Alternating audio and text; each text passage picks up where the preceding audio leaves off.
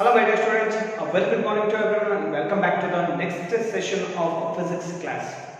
In the previous session, we discussed regarding objects, images and different types of images, lateral inversion and regarding plane mirrors especially, and moreover the reflections of light in a plane mirrors, laws of reflections and characteristics and the uses of plane mirror. We discussed only regarding the plane mirror. So now today in this session, let us discuss some problems based on plane mirrors and also the reflections of light.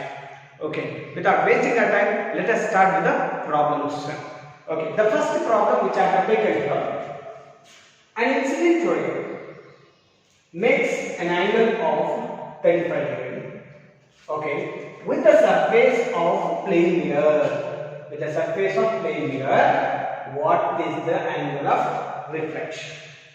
Okay, so once if we solve this question, most of the students they'll answer like how? Okay, so angle of incidence he has given that as a 35 degree, and then he says that the angle of reflection is definitely it is 35 degree because we know that the laws of reflection. So by the laws of reflection, angle of incidence is equal to angle of reflection, right? Exactly. But it's wrong for this question. Why? Why means, look at the question first. Carefully read the question. An incident ray makes an angle of 35 degree. Okay, incident ray makes an angle of 35 degree. It makes an angle of 35 degree with what? With the surface of plane mirror. Observe it. If I am taking this is the mirror, and here is the incident ray. Okay? Yes. So now, usually angle of incidence, it forms by what? It forms by a normal ray. Correct? This is what we call it as angle of incidence right now. It is I. Isn't it? Now, the question is, an incident ray makes an angle of 35 degree. It's making an angle of 35 degree with the surface of plane mirror. With the surface of plane mirror means this is what the surface of plane mirror, right? So it means this 35 degree is nothing but here, because the incident ray makes two angles here. So the angle with the surface of plane mirror, angle with the normal mirror, and the angle which we are used to take that this angle of incidence as angle of incidence. Then this angle of incidence is equal to angle of reflection which is formed by the normal ray, right? So now incident ray makes an angle of 35 degree with the surface of a plane mirror, and this is 35 degree. Now tell me whether it is 35 angle of reflection? Never. Let us solve this first. Okay, if this is the incident ray, then the reflected ray will be like this. This is the reflected ray, and this angle which is formed by the normal ray, this is a normal ray, angle of reflection. These two are equal, not these two, right? Exactly. So now I want to find out this angle of reflection. By definition we don't know angle of reflection.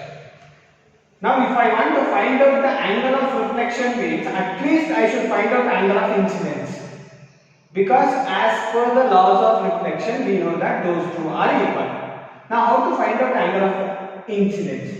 So angle of incidence that I can find out, normal ray which always forms 90 degree. We know that, right now. So then already we know that one angle is 35 degrees.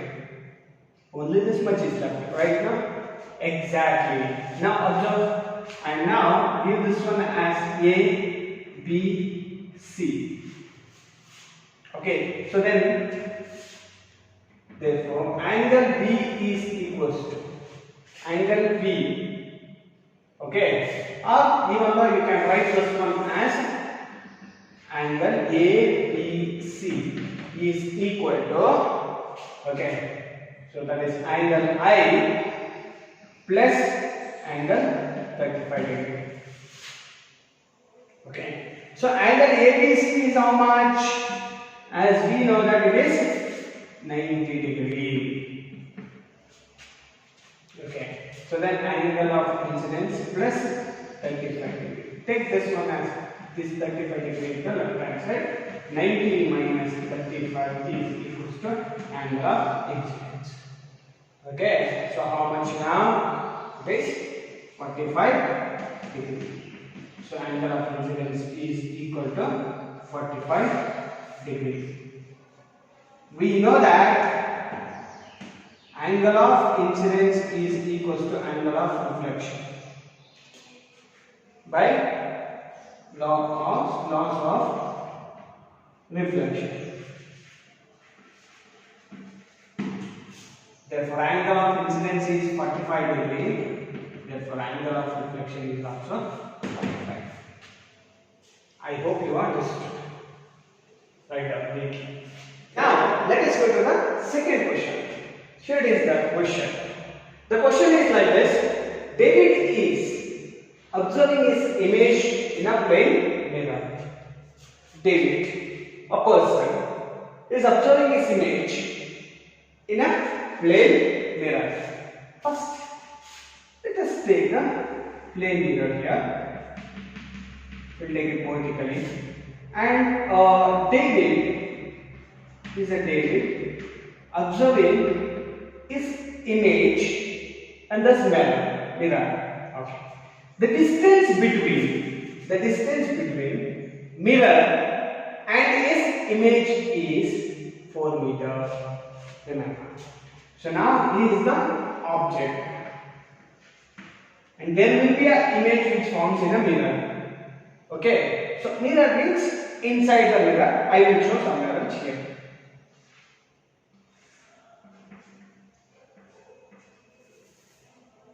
Okay. And this is the image.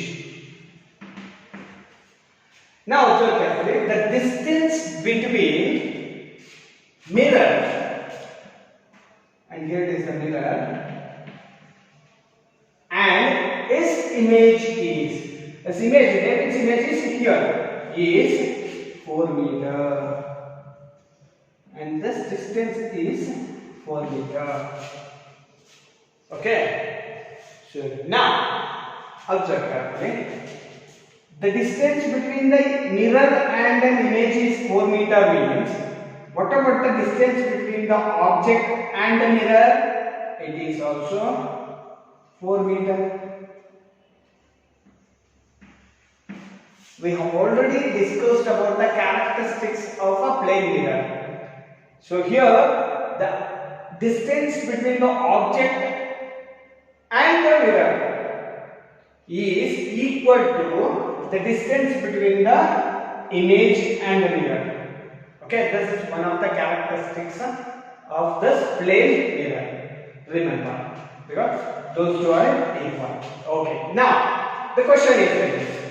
If he moves 1 meter towards the mirror, if this person is moves, so he is moving 1 meter towards the mirror. So somewhere else he came. Okay, so he came over here. Okay, so now 1 meter from here to here, 1 meter means what is the distance between the object and the mirror? It is 3 meters. Correct? Because 1 meter he moved towards the mirror. Okay, so towards the mirror 1 meter, here it is So then definitely the distance between the object and the mirror is 3 meters now. What about the image? What about the image now? Image will also come forward, right? Isn't it? Because those two are, that is the characteristics of plane mirrors. Then definitely the image will also move forward here, somewhere else here. Then what is the distance between mirror to image? That is also 3 meters. Okay, we are all done this. Next, okay, the question not yet finished. Moves mirror. Then the distance between David and his image. So the distance between David and his image will be dash. What will be the distance between David and image? Where is David now? So David is here because he moved forward. Right now, here is the David. And where is the image of David? Here, right now, isn't it? So now he is asking the distance between David and image. So from here to here. So from here to here, as we know that it is 3. Correct? And from here to here it is 3. Then total is 6 meters. Right now? That's all. So the answer is 6 meters. See? Practical work. That's it. That's only the answer is like, it's just like a multiple choice question. Okay, then for today's session it's more than enough. In the next session, let's go with the next another important one for this chapter. That is, we are going to deal with the spherical mirrors now. So till today we learned regarding the plane mirrors, right? In the next session, let's go with the next one. That is spherical mirrors. Until then, stay tuned, stay safe, and keep on watching. Thank you for watching.